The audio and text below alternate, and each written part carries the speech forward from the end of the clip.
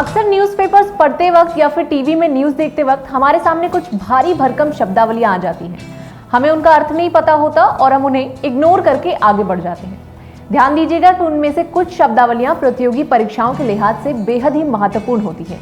इनके इसी महत्व को देखते हुए हम एक साप्ताहिक कार्यक्रम लेकर आ गए हैं, जिनमें हम हफ्ते भर के महत्वपूर्ण शब्दों के अर्थ को समझाने की कोशिश करेंगे। नमस्कार, मेरा नाम है निधि और आप देख रहे हैं ध्येय टीवी।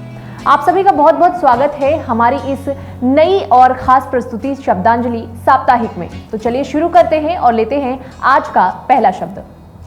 पहला शब्द है एक्सपोसैट। ये एक मिशन है जिस पर भारतीय अंतरिक्ष अनुसंधान संगठन यानी कि इसरो और रमन रिसर्च इंस्टीट्यूट संयुक्त रूप से काम कर रहे हैं। इसमें एक्सरे पोलारीमीटर सैटेलाइट यानी कि एक्सपोसैट बनाया जाना है।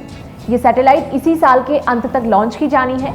एक्सपोसैट का लक्ष्य आकाशीय स्रोतों द्वारा उत्सर्जित एक्सरे के ध्रुवीकरण का स्टडी करना है। दरअसल किसी भी पोलैरीमीटर सैटेलाइट का उद्देश्य डेटा इकट्ठा करना, आकाशीय पिंडों और घटनाओं जैसे तारे, आकाशगंगा, क्वासर और ब्रह्मांडीय माइक्रोवेव पृष्ठभूमि विकिरण की ध्रुवीकरण विशेषताओं की स्टडी करना होता है।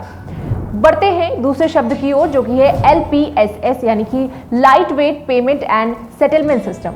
बैंकिंग ट्रांजैक्शन यानी कि पैसे के लेन देन के लिए अभी के मौजूदा पेमेंट ऑप्शन सिस्टम जैसे UPI, NEFT या फिर RTGS इंटरनेट और इंफॉर्मेशन टेक्नोलॉजी से ही काम करते हैं, जिसके चलते मोबाइल नेटवर्क और इंटरनेट नहीं होने पर इस सिस्टम से पैसे ट्रांसफर नहीं हो सकते।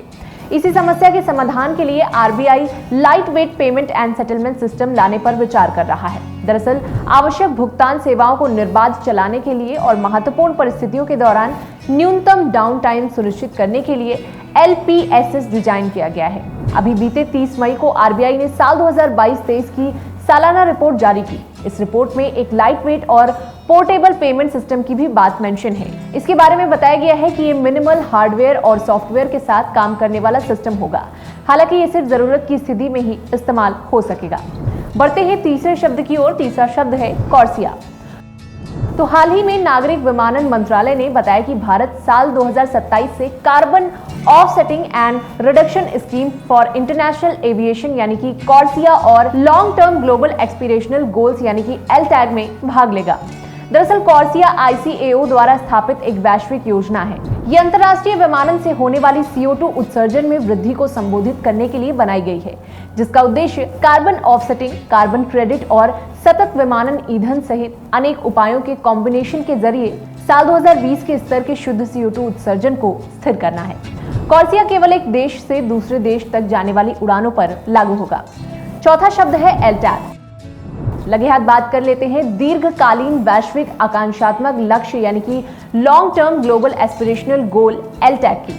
दरअसल UNFCCC पेरिस समझौते के तापमान संबंधी लक्ष्य के समर्थन में जब 41वीं ICAO सभा हुई थी तो उस समय अंतरराष्ट्रीय विमानन के लिए LTAG को अपनाया गया था।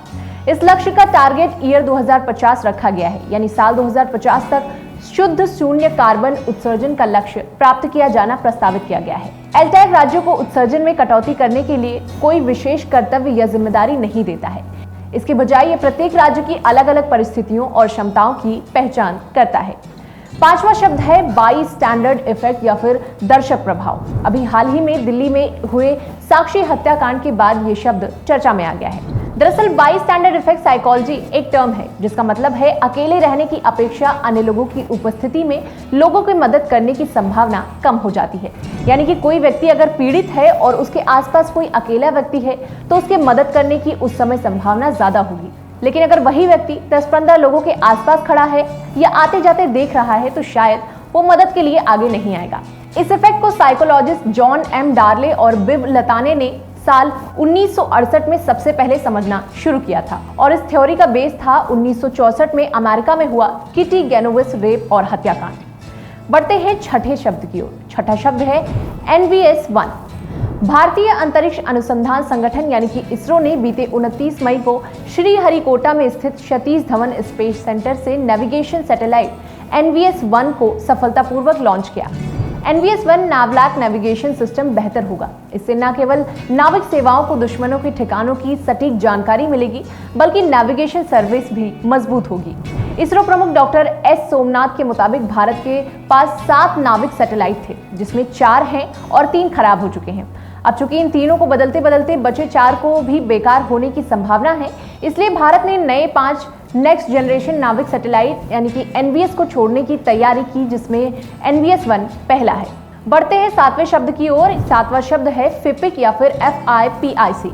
हाल ही में पपुआ न्यू गिनी में forum for India Pacific island cooperation यानी कि फिपिक शिखर सम्मेलन का आयोजन किया गया। 21 से 22 मई तक हुए सम्मेलन में PM नरेंद्र मोदी ने अपनी कोर टीम के साथ हिस्सा लिया। दरअसल फिपिक का गठन 2014 में PM नरेंद्र मोदी की फिजी यात्रा के दौरान किया गया था। इसकी पहली बैठक भी इसी साल नवंबर में फिजी में आयोजित हुई थी। इसके 14 द्वीप सदस्यों में Cook Island, Fiji, Kiribati, Marshall Island, Micronesia, Nauru Niue, Palau, Papua New Guinea, Samoa, Solomon Island, Tonga, Tuvalu और वनुअतु शामिल है। फिपिक की वेबसाइट के मुताबिक सदस्य देशों में से कई द्वीपों में बड़े पैमानों पर एक्सक्लूसिव इकोनॉमिक जोन्स यानी कि विशेष आर्थिक क्षेत्र हैं। तो बस आज की वीडियो में इतना ही। फिर मिलेंगे कुछ नए शब्दों के साथ। तब तक के लिए पढ़ते रहें, बढ़ते रहें। नमस्कार।